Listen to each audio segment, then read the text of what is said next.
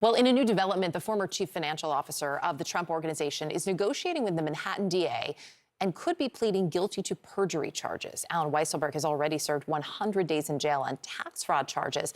The potential perjury charge is related to his testimony for the New York Attorney General's office at Trump's civil fraud trial last year. CNN's Kara Scannell joining us now with more. So there's also the question of the possibility that he committed perjury. What is the impact there on the judge's verdict?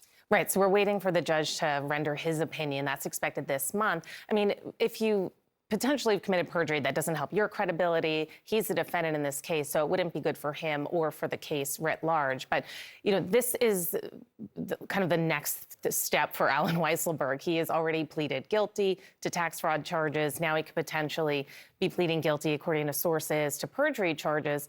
And, you know, it relates to testimony he gave in this case.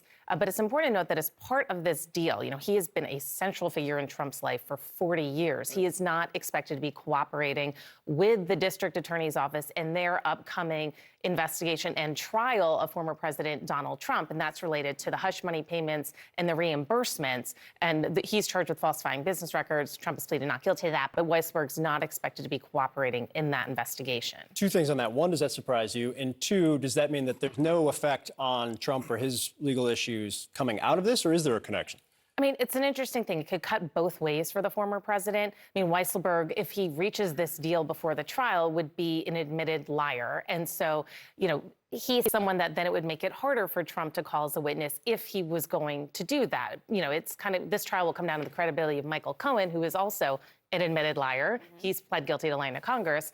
And Weisselberg, you know, is someone that was involved in, you know, concocting this scheme to reimburse Cohen to cover up the alleged allegations of an affair before the 2016 election. So it would take him out of the mix, which could help the DA's case in some respects. Yeah. You know, but it's one of these things that it also takes the potential witness out of the realm for Trump as well. Like the converging dynamics constantly on what you cover is unbelievable to me. Kara Scannell, great reporting. Thanks so much. Let's bring in now CNN senior legal analyst Ellie Honing. So Ellie, there is a lot on the calendar there.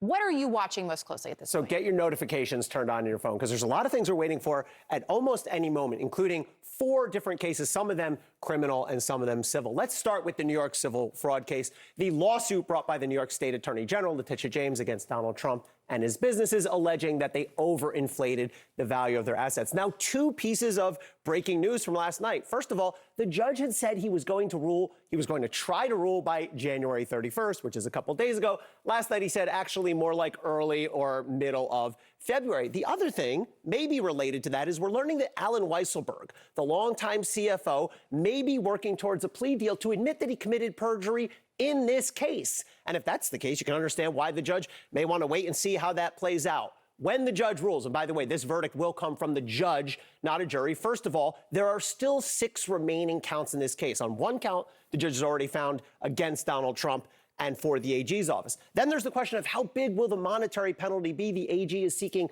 $370 million. And finally, will Trump and his businesses lose their certificates, their ability to conduct business in New York? Ellie, in the political world, everybody's watching Jack Smith, right? Yes. They're looking at that one as the big case. There's a decision coming down in D.C. soon that could affect Jack Smith. How? We legal folks are getting impatient here. So yes, Donald Trump, this is the criminal case. He argued that he has immunity. We heard this oral argument 3.5 weeks ago. And I think given how quickly the Court of Appeals scheduled that argument, we thought they were going to rule real quick. Well, here we are going on 3.5 weeks. So people are wondering what's going on. Time is of the essence here, because here is where we are for that argument, the Court of Appeals. Whoever loses, going to try to get it, of course, up to the U.S. Supreme Court. Meanwhile, the district court, the trial court, they've been on pause this whole time. Judge Chutkan has already made pretty clear in her other rulings she's not expecting that March 4th trial date, which is now about a month away. That's not going to hold. But the question is, how quickly can they get it back there? And there's also Georgia. Let's not forget Fulton County. A couple things we do know when they're coming. Today, we will see the official courtroom response in a written brief from Fani Willis